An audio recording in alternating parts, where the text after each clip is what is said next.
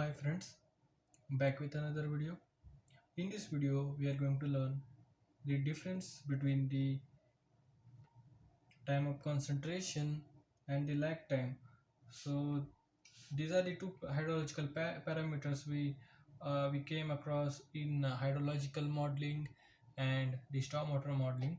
So here we'll come to know what are the physical significance of the time of concentration and the lag time. So in our graduations, so we have learned that the time of concentration is the time taken by the rainwater, which is of course a runoff water, in reaching from outmost point of the catchment to the outlet point. So this one is we have learned the time of concentration. So if I draw that here, so this one is the our catchment. You can call it as basin, and point from here.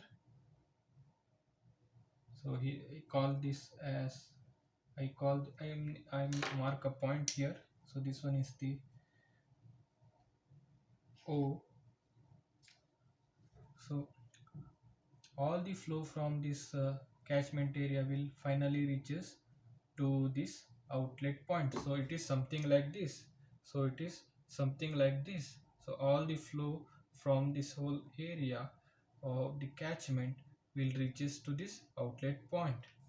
Okay, and this one is the outermost point, so I call it as C. So that means as per this time of concentration statement, so the time, it is the time taken by the water in reaching from this point C, this one which is the outermost point of this catchment, to this point AO, so which is the outlet point. This one we have learned theoretically regarding the time of concentration. So now, so if I draw some channel network, so here, so which are channel networks, something like this, thing like this, thing like this, and something like this. Okay, I draw the channel network something like this, something like this. Okay, this one is the channel network. So in this whole catchment, I consider uh, 3 points. So one point is already there, it is point C, which is the outermost point in the catchment, or you can call it as a most farthest point from this outlet point. And I consider another 2 points. So one is the A here. So here I mark a point A, so which is very near to this outlet O, and I mark this, and another point is B, which is somewhere in the middle of the catchment. You can say it is somewhere, it comes somewhere in the middle, and or you can call it as in between point at A and point at C. Now I consider a scenario of a storm. So storm, I consider a scenario of storm. The rainwater is pouring on all over this catchment. So after meeting the interception loss, the infiltration loss, it starts contributing runoff all over this catchment. So now, after the post event of the sudden rainfall, and thereafter meeting these its losses, initial losses, it slowly starts contributing the runoff flow. Now I consider a 1 hour here. I consider a 1 hour. So in the 1 hour of the time, what are these scenario which took place in the first hour after first hour during the runoff phase. So in the first hour, so here the point at A, the flow from this point at A, which is very near to this point, outlet point, and it starts contributing runoff. It starts contributing runoff here, and the runoff will reach to this outlet. In the meantime, from the point B, the water has the runoff water has traveled from some distance.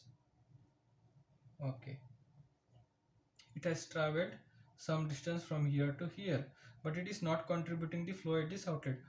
In this case, only A is contributing flow at this outlet because it is very near to the outlet point. And here is the C. For the C, same instant, same scenario. From this point C, the water is the runoff water travels some distance here. So from here to here. So here to here. And I consider in the second hour, it's just a hypothetical case.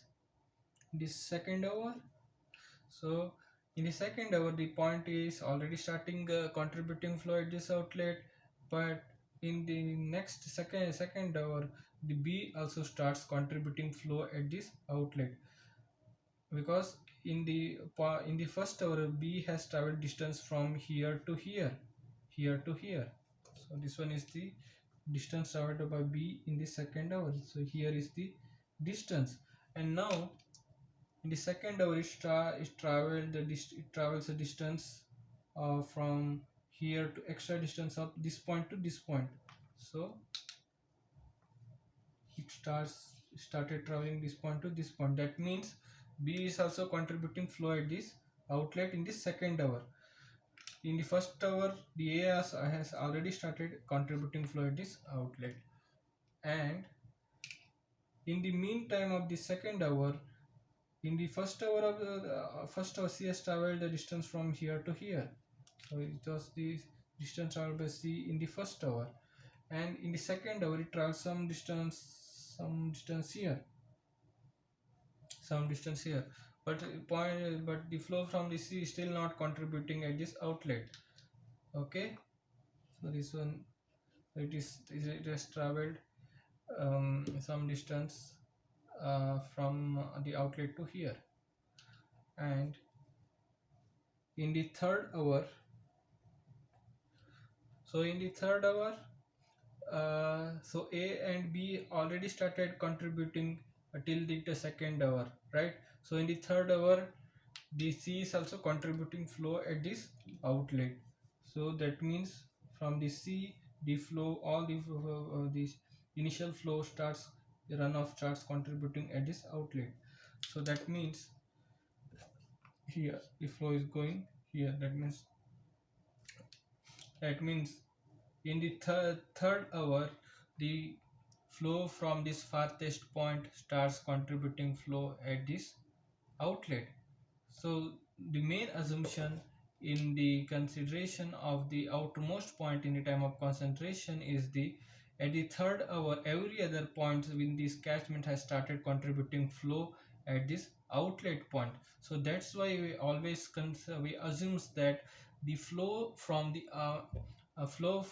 outermost point of the channel, outermost point of the catchment should contribute flow at this outlet. So this is a main assumption in this various equation involved in the time of concentrations, like these Kirchhoff's, the kinematic, and the SES time of concentration. Yeah, this one is the main difference in this time of concentration. So now come to this lag time here.